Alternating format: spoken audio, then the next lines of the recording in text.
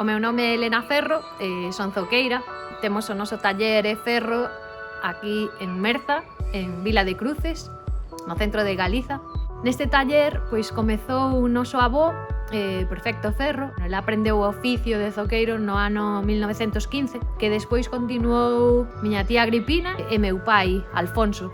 Eu nacín no ano 75 e xa dende pequena pois estiven sempre aquí entre as ferramentas e os zocos e os coiros e tamén pois nos traballos de labranza, non? Que miña nai se encargaba de facer sempre, non? Tiñamos unhas vacas e tamén pois labrábamos a terra e bueno, aprendín de todo iso, non? Que agora doume conta da importancia que ten no meu traballo, non? Toda esa aprendizaxe. Eu a meu avó pois xa non o coñecín, pero a miña tía Agripina e con meu pai pasaba pois, bueno, a maior parte do meu tempo con eles, non?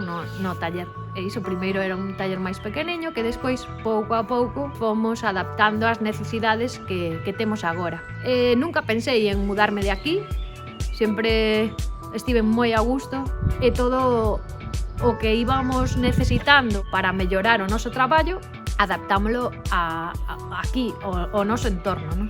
Nunca se me pasou pola cabeza marchar de aquí, non? Da aldea para ir a outro sitio, pois o mellor con outras ventaxas que para min non son ventaxas, non? Eu penso que traballar no rural, que o único que ten é beneficios, non? Porque a tranquilidade, hoxe en día todo chega a todas partes, non? O único que sí teríamos que mellorar un pouco no rural pois é as conexións de internet, non?